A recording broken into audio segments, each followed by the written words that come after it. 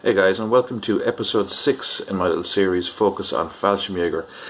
In this episode we're looking at the Caesar Miniatures World War II German Paratroopers in 172, as it says there. 38 plus figures. Nice little bit of artwork there, very basic and straightforward, kind of indicative of the style Caesar were doing at the time of release of these guys. Shows a kind of a few of the figures there on the front of the box, not in the exact poses that they are within the box, but look, hey, fair enough. And that's basically the box itself, the usual story with the boxes, a little bit on the side, a little bit on the back, and you have kind of a listing of some of the other products that are available in the Caesar range, made in China, 0 to 5 years, etc, etc, choking hazard, all that. Fairly basic box. The figures themselves are quite nice, I have to say. If I can try and zoom in here, we might get a little better look at them. So basically what you have there, we'll take it from left to right if I can move the tripod slightly.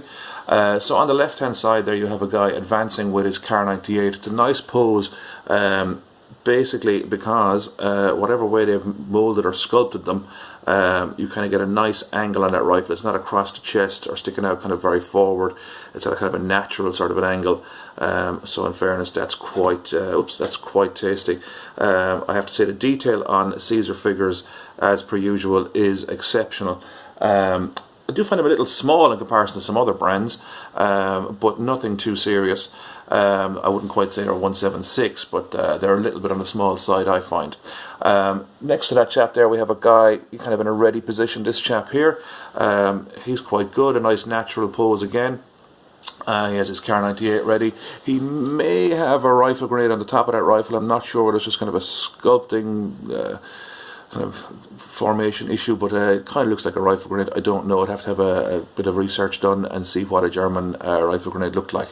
Next to him we have a guy in a kneeling position with his what is that, FG42. So that's a quite nice little one as well, and it's kind of the right size. If you remember the episode I did on the Italy Fallschrimjager in tropical uniform, their FG42s were a little long, and slightly out of scale as regards that, but that would be easily sorted out with a little bit of a trim with a scalpel and all the rest of it. But I'm not going to bother in that instance. But this guy, they're pretty bang on. Next to him then we have a guy advancing. I just moved these guys out of the way here. A guy advancing with the FG42 in a nice kind of natural position as well. I like the sculpt on these guys, as I've said. They're pretty sleek, pretty sharp, and very natural sort of poses, it has to be said. So from that perspective I would have to say top marks to Caesar in that regard. Along beside him we have a guy with an MP40. MP40 of course, submachine gun used in the Wehrmacht and other German forces. Nice pose again, moving forward, a little bit of life in it. Looks quite good, you can't fault that. Next to him we have another MP40 chap as well, as you can see there. So slightly different pose, but obviously it's nice to have kind of a bit of variance in the poses as well, particularly with certain weapons, you know, standard issue stuff like the rifles and the SMGs and that. So that's pretty cool as well.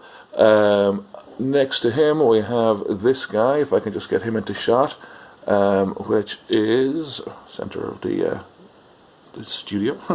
A guy advancing with his FG42 again. Nice pose, kind of natural. Now you'll see one little thing there in regards to that.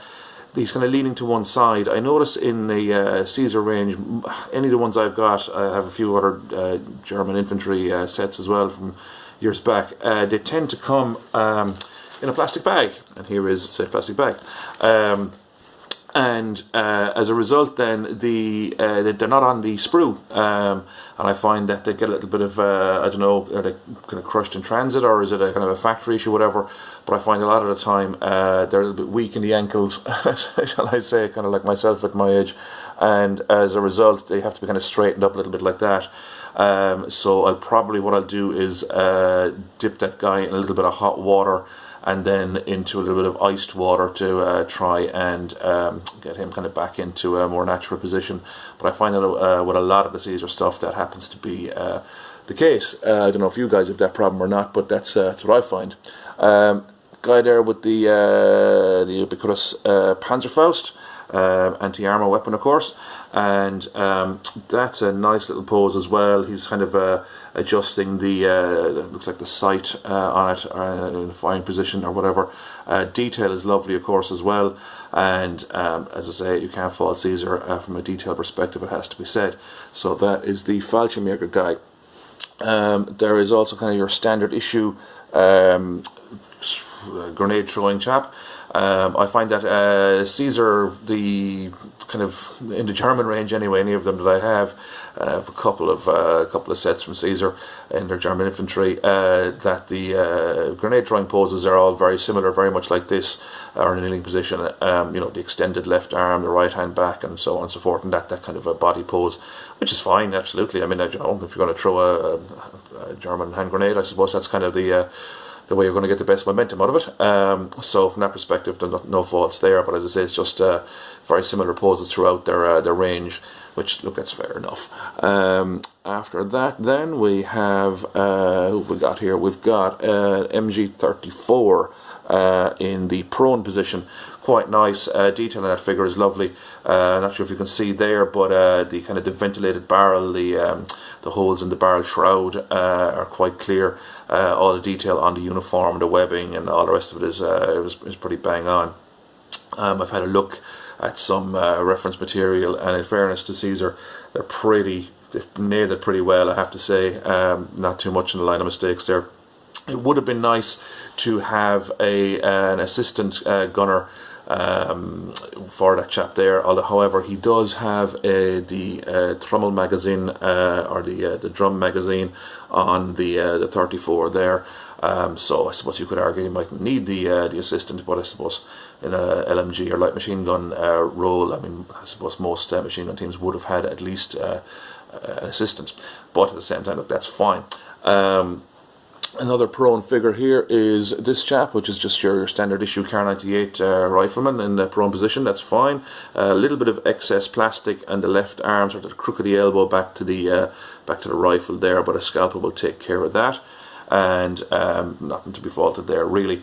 I do find, in conjunction with the bendy ankles, that a lot of the weapons in the Caesar range can be a little bit bendy at the barrels and that, so again it might do a little bit of hot water and cold water treatment on that, although I find it doesn't really work too well on gun barrels. But I'll try one anyway and see what happens. And when I'm painting those up, I'll probably undercoat, maybe put a bit of matte varnish on it, just to keep the barrels in situ in the correct position. So that's that guy. And then we have a Kar 98 rifleman in the standing position. We didn't get one in the kneeling position as such in a firing role. You can see there again the barrel is bent up a little bit. Not a big deal, and as I was putting him on the little platform there, I had to kind of bend the ankles again. You might have noticed me doing that. But again, as I say, I'm hoping that the old hot and cold water treatment will take care of that. Very, very nice figure again. Uniforms, as I said previously, is very, very good. I'm really looking forward to painting these guys up and seeing how that works out, because I'm kind of I envisage that they should be really, really nicely detailed, and that when I put the Nullen oil, which is what I use for shading, over those guys, that it should pick up the creases and folds and all that quite well, and give a nice effect. As I say, you can kind of see there he's kind of leaning to the side. I would imagine that if I just bend his ankles a little bit there, I kind of hate doing it because I'm afraid I'll snap him, that should be more the position he's in. You know, but I can even see him, is he actually slightly moving to the left there, but anyway, that's that figure. But as I say, nice detail on them, as you can probably see there. They really look the part, I have to say, and I'm quite pleased with them. Last but not least is the unit commander. Really like this guy. I hope that the camera's picking that up. Very nice pose. You know, he's got his left hand extended. He's obviously pointing in a particular direction. And what I really like about it is the way that the binoculars, the hand is done there. There's a nice bit of free space between the body and the arm, and the binoculars are there in his his right hand, and also on the rear of the figure he has his MP40 slung across the back with the stock in the folded position, which is quite cool. And of course detail there, as I say, pretty sharp as well as usual in relation to Caesar. So that's kind of that, and a really nice unit commander as well. It's kind of, you know, it's a more natural sort of a pose, I suppose, from that perspective. It's nice to have that, particularly from a war games perspective. You can have kind of a command or a HQ group, and it won't look a bit ridiculous with a guy who's obviously the unit commander, but is in a firing position. It's nice to have them in sort of a more he's kind of giving instructions and that sort of a thing. So that is the World War II German paratroopers by Caesar in a quick review there. I won't be painting them up for this video, as I said before in the other episodes of this series. I will do a video at the end of the series, probably. This is episode 6, so somewhere around episode 8 or 9 thereabouts. I will have the full complement painted up. These are for battalions for rapid fire purposes, so it's roughly 50 figures per battalion, give or take, and I'll be doing 2 to 3 battalions. It's leaning towards 3 now at this stage, 2 in sort of late war kind of camo pattern, and 1 in sort of earlier war kind of Mediterranean campaign sort of thing.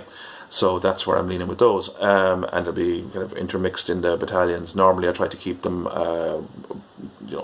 brand specific per battalion, but in this instance I'd say I'll probably mix and match a small bit, although I'd imagine the Caesar guys will probably be all into 1 battalion due to the fact that I have these guys. I also have the Caesar heavy weapons set, and there's the Caesar assembly set, so I'll probably draw 1 battalion together in late war camo from those sets, and we'll see what happens anyway. But for the meantime anyway, guys, that is the World War II Caesar German paratroopers in 172. So I hope you enjoyed the review, and like and subscribe and all that business, and stay tuned for the next episode, which will be coming up shortly. Final episode will be kind of towards the end of March, I'd imagine. End of March 2019. A lot of figures to paint up, so nervous breakdown territory ahead from me, but hopefully you'll enjoy it when I have the whole lot of those guys painted up. So you're looking in the region of about 150 plus figures, so it'll take me a bit of time, but we'll see how we get on. So that's it, guys. Next episode up shortly, which will be the Caesar heavy weapon set, so stay tuned, like and subscribe if you would, that'd be great, and we'll talk to you then. All the best.